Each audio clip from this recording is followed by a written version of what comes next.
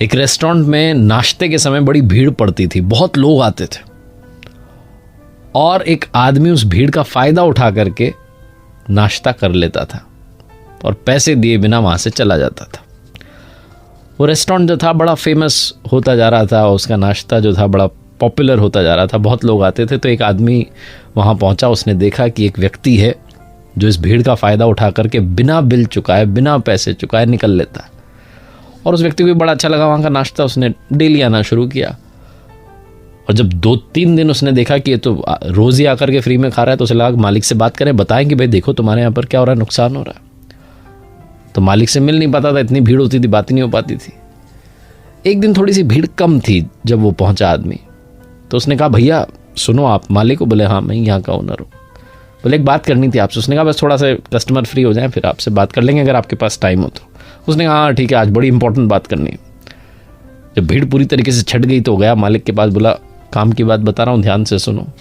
बहुत बड़ी दुकान है तुम्हारी, बहुत लोग आते हैं, लेकिन घाटा हो रहा है। मैं भी बिजनेसमैन हूँ, अगर एक आदमी की तरफ से भी घाटा होता है तो सहना नहीं चाहिए। बोले क्या हो गया? बोले मैं देख रहा हूँ, पहली बात तो आपका नाश्ता बड़ा अच्छा है, मैं आना शुरू कर चुका हूँ, मैं देख रहा हूँ यहाँ पर 3-4 दिन से मैं देख रहा हूँ कि एक आदमी है जो आता है, नाश्ता करता है, बिना पैसे दिए निकल लेता है। तो मैंने सोचा कि आपको बता दूं, आप अपने वेटर वगैरह इनको तैनात रखो और अगली बार जब वो आए तो उसे पकड़ो और पुलिस के हवाले करो, या फिर उससे पैसे लो कि इतने दिनों से फ्री में खा के जा रहा है, नुकसान तो हो ही रहा है ना। रेस्टोरेंट के मालिक ने कहा कि अरे भाई साहब आप समझोगे नहीं, मैं पूरी बात समझाता हूँ। बोले जो भीड़ है ना, ये उसी की वजह से। वो सामने वाले आदमी ने कहा क्या बात कर रहे हो, उसकी वजह से भीड़ कैसे? बोले हाँ, और ये आप पहले इंसान नहीं हो जो मुझे बता रहे हो कि वो आता है फ्री में खा के जाता है। बहुत लोग आके मुझे बताते हैं कि एक आदमी आपके यहाँ पे आता है, फ्री में नाश्ता करके जाता है, पैसे नहीं देता। बोले मुझे जब ये पहली बार मालूम चली, तो पहली बार बात मालूम चली, मैं उसके पीछे पीछे गया, मैंने थोड़ा देखा उसको कौन है, कहाँ से आता है। यहीं पास वाले सिग्नल पर भीख मांगता है। ना मैंने उसको कभी अपमानित किया, ना कभी उसकी इंसल्ट की, ना कभी उससे कुछ उल्टा सीधा कहा, ना कभी उससे पैसे मांगे, ना कभी उसे भगाया।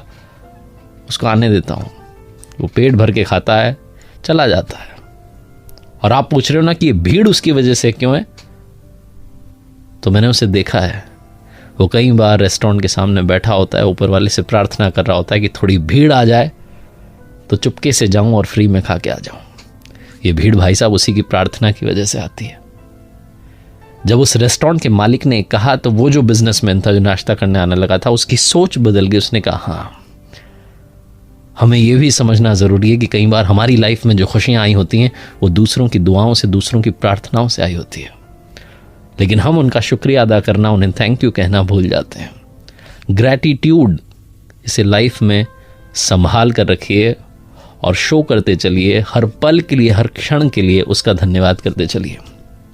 और ये मत मानिए कि सब कुछ मेरी वजह से हो रहा है, ये मानिए कि सब कुछ उसकी वजह से हो रहा है।